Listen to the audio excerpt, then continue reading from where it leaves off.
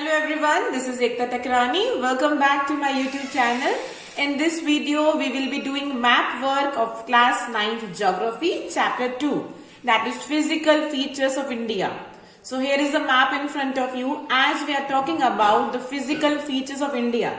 In this chapter, we have studied 6 major physical divisions of India. Okay, so first of all, we will be marking all the 6 major divisions. Okay, after that, we will be moving to the mountain ranges. Here you can see this box, what it is showing. This shaded areas, it is for the showing the height of this particular area, the relief. And this symbol we are using for locating the mountain ranges. Okay, so one by one we will go. So the first major physical division which we have studied in this chapter was the Great Himalayas. So here this shaded part you can see why it is so dark, because of the height. This is the mountain ranges, the Great Himalayas we call. So the Great Himalayas, it is not a one mountain like we know about Mount Everest. This is what? The ranges of mountains. It's a mountain range from here to here. So many mountain ranges are there, okay, of different heights. You can see the variations in the heights and area as well. So this is about the different mountain ranges being a part of the Great Himalayas. So like this you can show the shaded part of the Great Himalayas. If we are asking individually about a mountain range, that will be marking separately. Okay, if the single term is to mark the physical feature as the Great Himalayas, so we can mark up like this. Okay, this whole portion is forming the Great Himalayas. Is it clear? This is the first one. Then we can move to the next one. The second important physical feature was the northern plains, the most fertile area. This is the northern plains. You can see this 2 is marked. This is second major physical division, northern plains. You have to mark like this. Okay, then the third, like we are talking about the mountains, plateaus and plains. So this is about plateau area, Deccan Plateau, rich in the mineral deposits and with rich soil. So this is Deccan Plateau, as third is marked. Third important physical feature was Deccan Plateau, which already we have studied in detail. Then the fourth one was the Indian Desert, the Great Indian Desert forming major part of Rajasthan. Great Indian Desert you have to mark here in the Rajasthan, Great Indian Desert.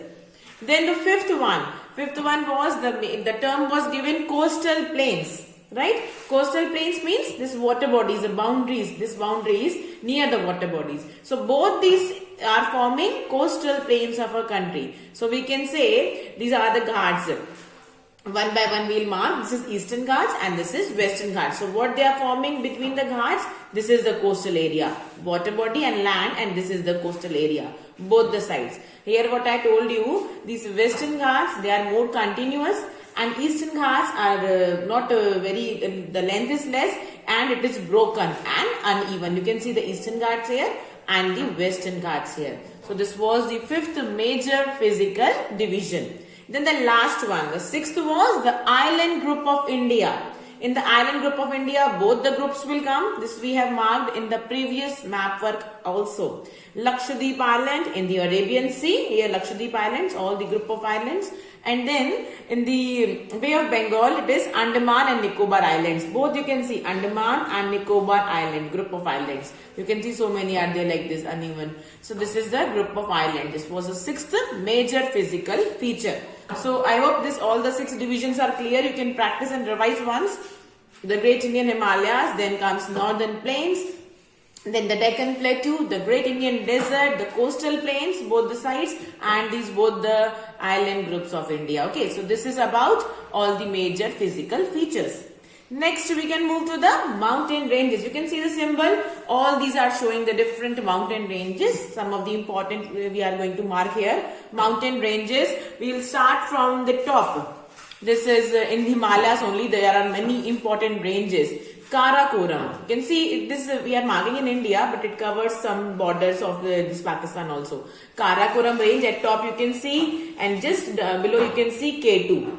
Okay, then comes Jaskar range. All are marked there one by one. Karakoram. Just next is K2. Down you come. There is Jaskar range.